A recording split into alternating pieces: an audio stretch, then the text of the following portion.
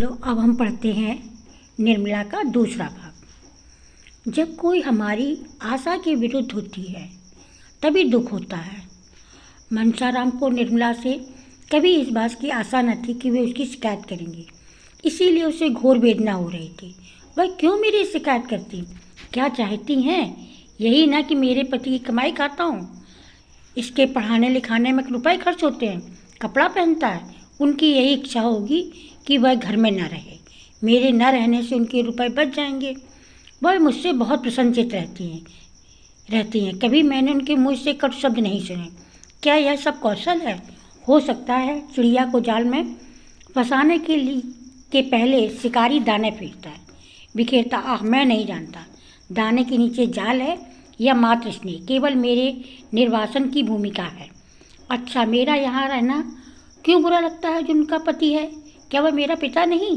क्या पिता पुत्र का संबंध स्त्री पुरुष के संबंध से कुछ कम घनिष्ठ है?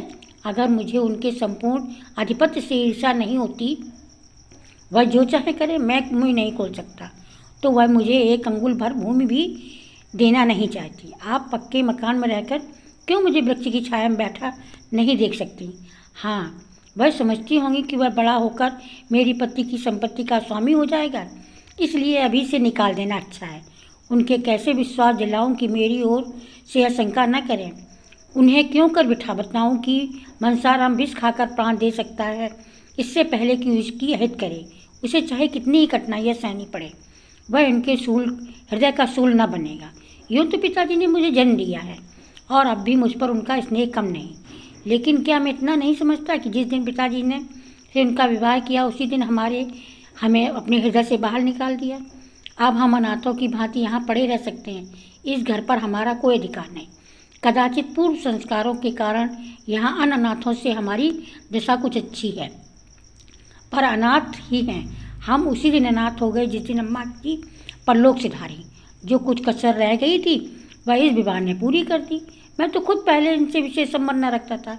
अगर उन्हीं दिनों पिताजी से मेरी शिकायत की होती तो शायद मुझे इतना दुख ना होता। मैं तो उन्हें आघात के लिए तैयार बैठा था। संसार में क्या भी मजदूरी भी नहीं कर सकता, लेकिन बुरे वक्त में इन्होंने चोट की है। हिंसक पशु भी आदमी को गाफिल पाकर ही चोट करते हैं, इसलिए मेरी अवगत होती थी। खाना खाने के लिए उठने में जरा भी देर हो जाती तो बुलावे पर बुलावे आते थे। जलपान के लिए प्रातः हलवा बनाया जाता था। बार बार पूछा जाता था रुपए की जरूरत तो नहीं, इसीलिए वह 100 रुपये की घड़ी मंगाई थी।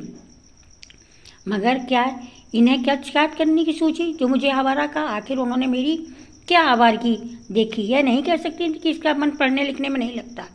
एक ना एक दिन चीज़ के लिए नित्य रुपए मांगता रहता है। यही एक बात उन्हें क्यों सूझी? शायद इसीलिए कि यही सबसे कठोर आघात है जो वह मुझ पर कर सकती है। पहली ही बार उन्होंने मुझे अग्निबाण चला दिया, जिससे कहीं शरण नहीं ली। इसीलिए न कि वह पिता की नज़रों में गिर जाए। मुझे बोर्डिंग हाउस में रखने का एक तो बहाना था, उद्देश्य यह था कि इसे दूध की मक्खी की तरह निकाल दिया जाए। 2-4 महीने के बाद खर्च वर्ष देना बंद कर दिया जाए, फिर चाहे मरे या जिए। अगर मैं जानता था कि प्रेरणा इनकी ओर से है तो कहीं जाकर न रहने के पर भी जगह निकाल लेता। नौकरों की कोठरियों में भी जगह मिल सकती थी। बरामदे में पड़े रहने से बहुत जगह मिल जाती। खैर, अब सवेरा है। जब स्नेह नहीं रहा तो केवल पेट भरने के लिए यहाँ पड़े रहना बेहयाई है। यह अब मेरा घर नहीं। इस घर में पैदा हुआ हूँ, यहीं खेला हूँ, पर अब मेरा नहीं। पिताजी मेरे पिता नहीं, मैं उनका पुत्र नहीं, वह मेरे पिता नहीं। संसार के सारे नाते स्नेह के नाते हैं। जहाँ स्नेह नहीं वहाँ कुछ नहीं। हाय अम्मा जी, तुम कहाँ हो? यह सोचकर मनसाराम रोने लगा। ज्यों ज्यों मातृ स्नेह की पूर्व स्मृतियाँ जागृत होती उसके आंसू उमड़ते जाते।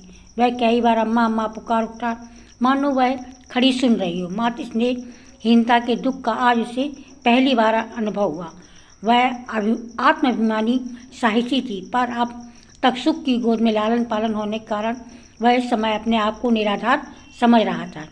रात के 10 बज चुके थे। मुंशी जी आज कहीं दावत खाने गए थे। 2 बार मेहरी मनसाराम को भोजन करने के लिए बुलाने आई। मनसाराम ने पिछली बार उससे झुलझुलाकर कह दिया था, मुझे भूख नहीं है, कुछ ना खाऊंगा। बार बार आकर सिर पर सवार हो जाती है। इसीलिए जब निर्मला ने उसे फिर उसी काम के लिए भेजना चाहा तो वह न गई। बोली, बहू जी मेरे बुलाने से ना आवेंगे। निर्मला, आएंगे क्यों नहीं? जाकर कह देना खाना ठंडा हो जाता, 2-4 कौर खा लें। मैं यह सब कह के हार गई, नहीं आते। निर्मला, तूने यह कहा कि वह बैठी हुई है? नहीं बहू जी, यह तो मैंने नहीं कहा, झूठ क्यों बोलूं? अच्छा तो जाकर कह देना वह बैठी राह देख रही है, तुम न खाओगे तो वह रसोई उठाकर सो रहेगी। मेरी मूंगी सुन, अब की ओर चली जा, हंसकर ना आवे तो गोद में उठा लाना। मूंगी नाक भौं सिकोड़ती गई, पर एक ही क्षण में आकर बोली, अरे बहू जी, वह तो रो रहे हैं, किसी ने कुछ कहा है क्या? निर्मला ने तक चौंक कर उठी और 2-3 पग आगे चली, मानो किसी माता ने अपने बेटे के कुएं में गिर पड़ने की खबर पड़ी। वह ठिठक उठी और मूंगी से बोली, रो रहे हैं? तूने पूछा नहीं क्यों रो रहे हैं? मूंगी, नहीं बहू जी, वह यह तो मैंने नहीं पूछा, झूठ क्यों बोलूं? वह रो रहे हैं, इस निस्तब्ध रात में अकेले बैठे हुए रो रहा है। माता की याद आई होगी, कैसे जाकर उन्हें समझाऊं, हाय कैसे समझाऊं? यहाँ तो चीखते नाक कटती है। ईश्वर तुम साक्षी हो, अगर मैंने उन्हें भूल से भी कुछ कहा हुआ है तो मेरे गे आए हैं, मैं क्या करूं? वह दिल से समझते होंगे इसी ने पिताजी से मेरी शिकायत की है। कैसे विश्वास दिलाऊं कि मैंने कभी तुम्हारे विरुद्ध एक शब्द भी मुझसे नहीं निकाला। अगर मैं ऐसे देव कुमार के से चित्त रखने वाले युवक का बुरा चीतूं तो मुझसे बढ़कर अच्छी संसार में न होगी। निर्मला देखती थी कि मनसाराम का स्वास्थ्य दिन दिन बिगड़ता जा रहा है, वह दिन दिन दुर्बल होता जाता है, उसके मुख की निर्मल कांति दिन दिन मलिन होती जाती है, उसका सहस बदन संकुचित होता जाता है, इसका कारण भी उससे छिपा न था।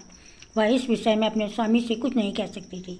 यह सब देख करके उसका हृदय वितीर्ण होता चला गया, पर उसकी जुबान न खुली। वह कभी कभी मन में झुंझलाती कि मनसाराम क्यों जरा सी बात पर इतना क्षोभ करता है, क्या इनके आवारा कहने वो आवारा हो गया? मेरी और बात है, पर एक जरा सा शक मेरा सर्वनाश कर सकता है, पर उसे ऐसी बातों की इतनी क्या परवाह?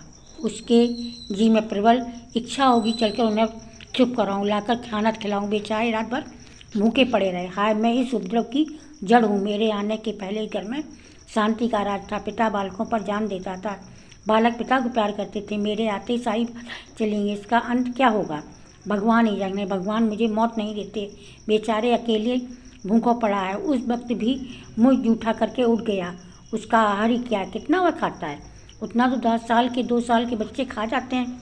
निर्मला चली, पति की इच्छा के विरुद्ध चली। जो नाते में उसका पुत्र था उसी को मनाने जाती, उसका हृदय काँप रहा था। पहले उसने रुक्मिणी कमरे की ओर देखा, वह भोजन करके बेखबर सो रही थी। फिर बाहर कमरे की ओर गई, वहाँ सन्नाटा था, मुंशी आए ना आए थे। यह सब देख कर भाल कर वह मनसाराम के सामने के कमरे जा पहुंची। कमरा खुला था। मनसाराम एक पुस्तक सामने रखी मेज पर से झुकाए बैठा हुआ था, मानो शोक और चिंता की सजीव मूर्ति। निर्मला ने पुकारना चाहा, पर उसके कंठ से आवाज़ न निकली। सहसा मनसाराम ने सिर उठाकर द्वार की ओर देखा।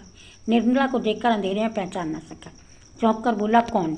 निर्मला ने कांपते हुए स्वर में कहा, मैं तो हूँ, भोजन करने क्यों नहीं चल रहे हो?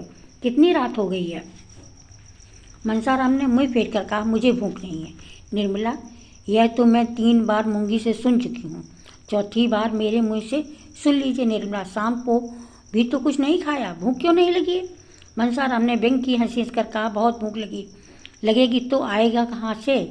कहते कहते मनसाराम के कमरे का द्वार बंद करना चाहा, लेकिन निर्मला के बाणों को हटाकर कमरे में चली गई और मनसाराम का हाथ पकड़कर सजल नेत्रों से विनय मधुर स्वर में बोली, मेरे चलकर थोड़ा सा खा लो, तुम ना खाओगे तो मैं भी जाकर सो रहूँगी। 2 ही कौर खा लेना, क्या मुझे रात भर भूखों मारना चाहते हो? मनसाराम सोच में पड़ गया, अभी भोजन नहीं किया, मेरे इंतजार में बैठी रही। यही स्नेह, वात्सल्य और विनय की देवी है। यह ईर्ष्या अमंगल की मायावनी है। उसे अपनी माता का स्मरण हुआ है।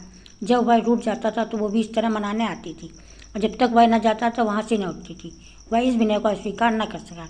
बोला, मेरे लिए आपको इतना कष्ट हुआ, इसका मुझे खेद है। मैं जानता हूँ कि आप मेरे इंतजार में भूखी बैठी हैं, तो भी खा आया होता। निर्मला ने तिरस्कार भाव से कहा, यार तुम कैसे समझ सकते हो? तुम भूखे रहोगे, मैं खाकर सो जाऊंगी? नहीं रहूंगी। क्या विमाता का नाता होने पर भी मैं एक स्वार्थनी हो जाऊंगी? सहसा मर्दाने स्वर कमरे में मुंशी जी के खांसने की आवाज़ आई। ऐसा मालूम हुआ कि मनसाराम के कमरे की ओर आ रहे हैं। निर्मला के चेहरे का रंग उड़ गया। वह तुरंत कमरे से निकल गई और भीतर जाने का मौका ना पाकर कठोर स्वर में बोली, मैं लौंडी नहीं हूँ कि इतनी रात तक किसी के रसोई पर बैठी हूँ। जिसे ना खाना है वह पहले ही क्या दिया करें। मुंशी जी ने निर्मला को वहाँ खड़े देखा। यह अनर्थ, यह यहाँ क्या करने आई है? बोलो, यहाँ क्या कर रही है? निर्मला ने कर्कश स्वर में, क्या क्या कर रही हूँ? अपने भाग को रो रही हूँ। बस सारी बुराइयों की जड़ मैं ही हूँ। इधर कोई इधर उठा, कोई उधर मुँह फुलाए, किसी किसी को मनाऊँ, कहाँ तक मनाऊँ? मुंशी जी कुछ चकित होकर बोले। निर्मला भोजन करने जाते और क्या कहते, 10 दफ़े मेहरी को भेजा, आखिर आप दौड़ी आई। इन्हें तो इतना क्या देना आसान है? मुझे भूख नहीं है। यहाँ तो हर घर भर की लौंडी हूँ, सारी दुनिया के मैं कालिक पूतने को तैयार हूँ, किसी को मुख न करूँ। पर कहने वालों के कहने से कौन रोकेगा कि पिशाचनी किसी को खाना नहीं देती। मुंशी राम ने मनसाराम से कहा, खाना क्यों नहीं खा लेते? जानते हो क्या वक्त है? मनसाराम स्त्रीप्त खड़ा था। उसके सामने एक ऐसा रहस्य हो रहा था जिसका मर्म वह कुछ भी नहीं समझ सकता। जिन नेत्रों से एक क्षण पहले उससे विनय के आंसू बहे, उसमें ईर्ष्या की ज्वाला कहाँ से आ गई? जिन अधरों से एक क्षण पहले सुधा वृष्टि हो रही थी, उसमें विष प्रवाह क्यों होने लगा? उसी अर्थ दशा में वो बोला, मुझे भूख नहीं है। मुंशी राम ने घुड़क कर कहा, क्यों भूख नहीं है? भूख नहीं है तो शाम को क्यों न कहला दिया? तुम्हारी भूख में कौन सारी रात बैठा रहे? तुमने पहले तो आदत न थी, उठना कब से सीख लिया? जाकर खा लो। मनसाराम, जी नहीं, मुझे जरा भी भूख नहीं है। तोताराम ने दांत पीस कर कहा, अच्छी बात है, जब भूख लगे तब खाना। कहते हुए वह अंदर चले गए। निर्मला भी उसके पीछे चली। मुंशी जी लेटने से जाकर रसोई उठा दिया, कुल्ला कर पान खा मुस्कुराती हुआ पहुंची। मुंशी खाना खा लिया ना? क्या करती? किसी के अन्न जल छोड़ दूंगी? इसे जाने क्या हो गया, कुछ समझ में नहीं आता।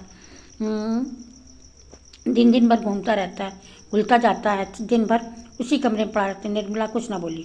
वह चिंता के अपार सागर में डुबकियाँ खा रही थी। मनसाराम ने मेरे भाव परिवर्तन को देखकर दिल में क्या क्या समझा होगा? क्या उसके यह मन में प्रश्न उठा गया, पिताजी को देखते ही इनकी त्योरियाँ क्यों बदल गई? इसी कारण भी क्या उसकी समझ में आ गया होगा? बेचारा खाने आ रहा था। ठीक है, इसके बाद हम देखेंगे कि क्या मनसाराम की आगे कैसी स्थिति होती है।